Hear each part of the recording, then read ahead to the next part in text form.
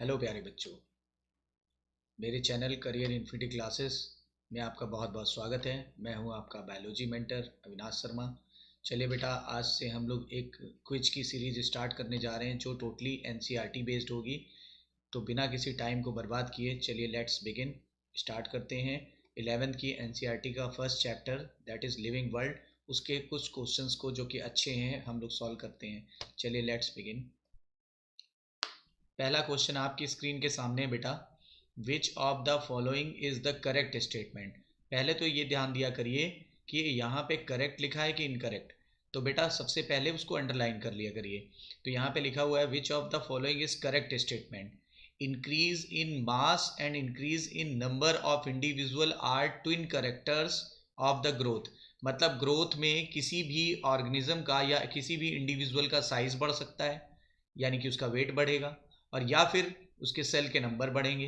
ठीक है, तो दो ट्विन करेक्टर्स होंगे। ये तो बेटा एनसीईआरटी के अकॉर्डिंग करेक्ट है, बट बाकी देखते हैं कि इनकरेक्ट क्यों है। आइए देखते हैं। In animal growth by cell division occurs continuously throughout their life span.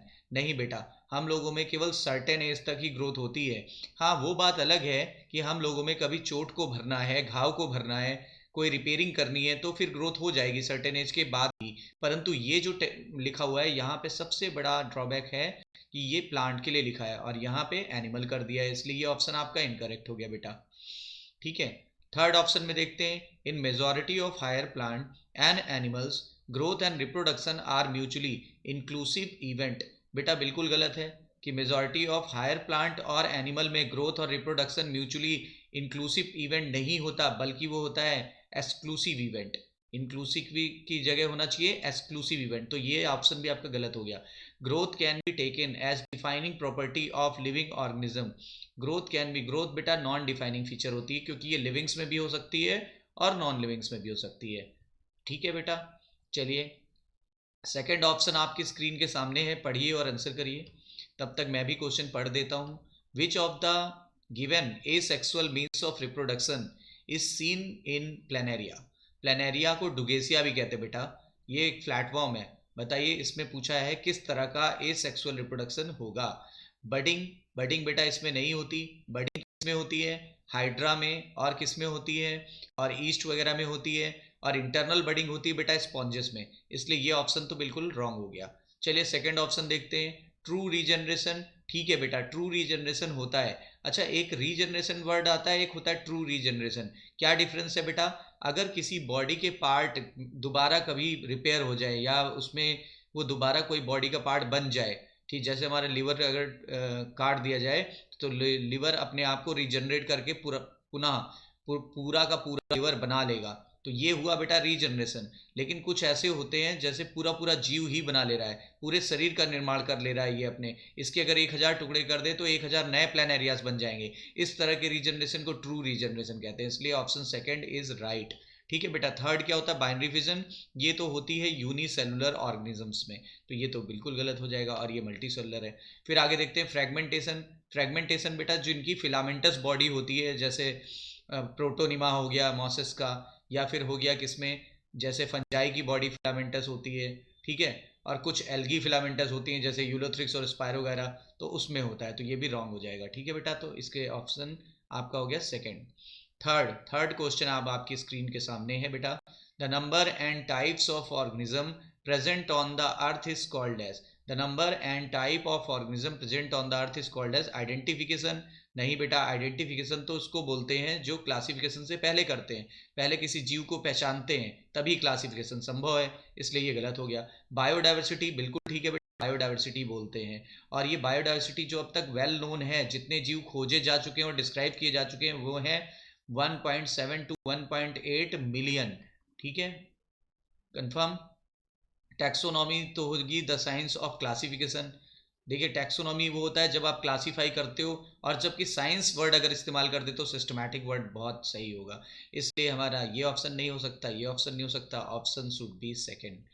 Fourth, incorrect match बेटा आप ढूंढना है, इनकरेक्ट मैच ढूंढना है। किसके लिए? व्हीट के लिए। व्हीट के लिए इनकरेक्ट मैच ढूंढना है। ठीक है, तो जीनस ट्रिटिकम होगा। ठीक है बेटा, जीनस ट्रिटिकम है, कोई दिक्कत नहीं है, तो फर्स्ट ऑप्शन करेक्ट हो गया बेटा।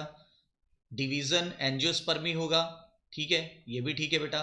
फाइलम को ही प्लांट के केस में डिवीजन कहते हैं, फाइलम को ही प्लांट के केस में डिवीजन कहते हैं। फैमिली पोएसी होगी, बिल्कुल ठीक है बेटा, पुराना नाम ग्रैमिनी भी था, ठीक है। ऑर्डर जो होगा ये मोनोकॉट होगा, ये बिल्कुल गलत है बेटा, मोनोकॉट नहीं, ये तो डाइकॉट है, आपको अच्छे से पता है, तो ये होना चाहिए पोएल्स, ये होना चाहिए पोएल्स, ठीक है, तो ये हो जाएगा 4 का 4। फिफ्थ क्वेश्चन अब आपकी स्क्रीन के सामने है, at which the given taxonomical categories problem of classification becomes more complex in comparison to other given categories, यानी कहाँ पर किसको किस चीज पर जाने पर ये समस्या आ जाएगी कि जब आप कंपेयर करोगे किसी भी कैटेगरी को तो बहुत ज़्यादा कॉम्प्लेक्सिटी दिखने को मिलेगी, ठीक है। तो देखिए स्पीसीज लेवल काफ़ी नीचे है, आपको यहाँ ज़्यादा कॉम्प्लेक्सिटी नहीं मिलेगी।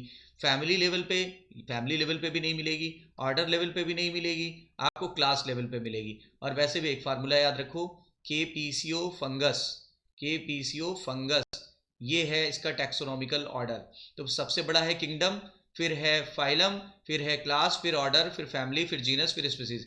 तो देखो जितनी ऊपर जाते हैं, जितनी ऊपर कैटेगरीज में जाते हैं, जैसे आप देखो स्पीसीज बिल्कुल नीचे थी, कोई समस्या नहीं आई, जीनस लेवल नहीं है इसमें ऑप्शन में, कोई दिक्कत नहीं है। फैमिली लेवल देखो उसके बाद आया, कोई दिक्कत नहीं है, ठीक है। ऑर्डर लेवल आया तो अभी क्लास के तो नीचे ही है, लेकिन जैसे ही क्लास लेवल पे आ गए तो जितनी ऊपर जाएंगे कॉम्प्लेक्सिटी बढ़ती जाएगी, ठीक है, और एनिमल्स को क्लासीफाई करना बड़ा मुश्किल हो जाएगा। ये एनसीईआरटी की लाइन है, इसलिए आंसर हो जाएगा second. 6 biological name of mango Mangifera indica, Linn. यहाँ लिन क्या है बेटा, तो यहाँ लिन क्या है, जेनेरिक नेम है, जीनस नहीं, स्पेसिफिक एपिथेट है नहीं, ऑथर का सिटेशन है, ठीक है बेटा, तो हाँ ऑथर का नाम लिखा जाता है, ठीक है, जिसने भी उसको डिस्क्राइब किया है, जिसने भी उसको डिस्क्राइब किया है वो, नेटिव प्लेस तो है नहीं, ठीक है, इसका आंसर हो जाएगा 3। सेवेंथ क्वेश्चन बेटा आपके सामने है, पढ़िए और जवाब दीजिए। Classes comprising animal like fishes, amphibians, reptiles, bird along with mammal constitutes the next higher category called, मतलब ये सारी क्लासेस मिल करके एक हाई कैटेगरी बनाएंगी। तो मैं फिर से आपको बताना चाहूँगा के पीसीओ फंगस, के पीसीओ फंगस। तो अब आप बताओ क्लास से हाई कैटेगरी क्या बनेगी, तो क्लास से हाई कैटेगरी बनेगी बेटा फाइलम, तो हमारा आंसर क्या हो जाएगा, फाइलम, ठीक है। जीनस होगा नहीं, ऑर्डर होगा नहीं, किंगडम होगा नहीं, तो our answer should be first. 8th question is in front of you बेटा, तो देखिए ध्यान दीजिए। Select the correct sequence of taxonomical categories showing the hierarchical arrangement in the ascending order. Ascending order में करेक्ट आपको बताना है बेटा, असेंडिंग ऑर्डर में, फिर वही लिख लीजिए, के पीसीओ फंगस, के पीसीओ फंगस, और इसमें छांट लीजिए, ठीक है। तो देखो पहला ऑप्शन पढ़ते हैं डिवीजन, फिर फाइलम, असेंडिंग ऑर्डर, ये होगा, ये होगा असेंडिंग ऑर्डर। पहले डिवीजन कैसे आ जाएगा, ठीक है, तो ये पहला ऑप्शन गलत हो गया। सेकंड ऑप्शन देखिए, पहले जीनस आता है, ठीक है, फिर फैमिली आ रही है, फिर ऊपर ऑर्डर आ रहा है, फिर क्लास आ रही है, ये ठीक है। इसको चेक कर लेते हैं, पहले जीनस आ रहा है, पहले जीनस आ रहा है, फिर स्पीसीज आ रही है, रॉन्ग हो गया, ये रॉन्ग हो गया, ये रॉन्ग हो गया। ये देखते हैं स्पीसीज के बाद ऑर्डर आ रहा है, स्पीसीज के बाद ऑर्डर आ रहा है, ऑर्डर के बाद फैमिली आ रही है, फैमिली के बाद फाइलम आ रहा है, देखो रॉन्ग हो गया। तो हमारा कौन सा ऑप्शन सही हुआ, second, second option is best. 9th देखिए बेटा, थोड़ा बड़ा क्वेश्चन है, इसको ध्यान से पढ़िएगा। कॉलम 1 को कॉलम 2 के साथ मैच करके करेक्ट ऑप्शन सेलेक्ट करना है।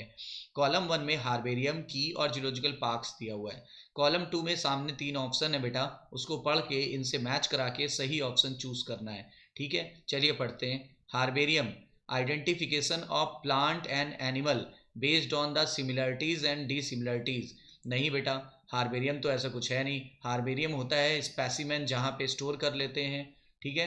तो ये क्या होता है, store house of collected plant specimen that are dried, pressed and preserve on the seat.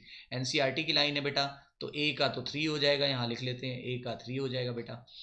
की क्या होता है, की से हम प्लांट और एनिमल दोनों को आइडेंटिफाई करते हैं, और ये बेस्ड होती है समानताओं और असमानताओं पर, यानी सिमिलरिटीज और डिसिमिलरिटी पर। बिल्कुल एनसीईआरटी की लाइन है बेटा, तो लाइन टू लाइन सारे क्वेश्चंस हैं। तो बी का हो जाएगा फर्स्ट, इसका हो जाएगा थर्ड, बी का हो जाएगा फर्स्ट। अब बेटा सी का क्या होगा, सी भी देख लेते हैं, अब एक ही ऑप्शन बचा है, ठीक है। नहीं, ए का सेकंड लिखना चाहिए था बेटा मुझे, ए का सेकंड है, लिखने में गड़बड़ हो गया, सॉरी। बी का हो जा रहा है आपका फर्स्ट, और जूलॉजिकल पार्क में wild animals are kept protected environmental under human care, यानी ह्यूमन केयर के अंडर में उसको सूटेबल कंडीशन दे करके जंगली जानवरों को रखा जाता है, जिसको बच्चे प्यार से जू भी कहते हैं। तो सी का हो जाएगा बेटा थर्ड। अब यहाँ पे मैच करा लीजिए इन चारों ऑप्शन में कहाँ पे होगा। तो यहाँ पे देखिए ए का है आपका सेकंड, ए का है सेकंड, ठीक है बेटा। बी का है, बी का आपका फर्स्ट, तो बी का फर्स्ट हो गया। और सी का आपका थर्ड है, तो सी का थर्ड हो गया। ऑप्शन थर्ड इज करेक्ट बेटा, निकल गया। 10th, the system of binomial nomenclature for scientific naming of organism was given by. The system of biological nomenclature for scientific naming of organism was given by. Binomial nomenclature किस scientist ने दिया जिससे कि हम किसी भी जीव को क्लासिफाई कर सकते हैं? तो ये दिया था बेटा कैरोलस लिनियस ने। इन्होंने ही टू किंगडम क्लासिफिकेशन भी किया, इन्होंने ही टू किंगडम क्लासिफिकेशन भी किया था। एक किंगडम में प्लांटी को रखा और दूसरे किंगडम में एनिमैलिया को रखा, ठीक है बेटा। तो यहाँ तक आज हम लोग ने कर लिया। ऐसे ही डेली हम लोग कुछ ना कुछ क्विज में किया करेंगे ताकि आपको थोड़े थोड़े समय में, कम टाइम इंटरवल में ऐसे बहुत सारे इन्फ्लुएंसिव वीडियोस आपको मिल सके ताकि आपका मोटिवेशन कम ना हो। फिर मिलते हैं बेटा, all the best, take care.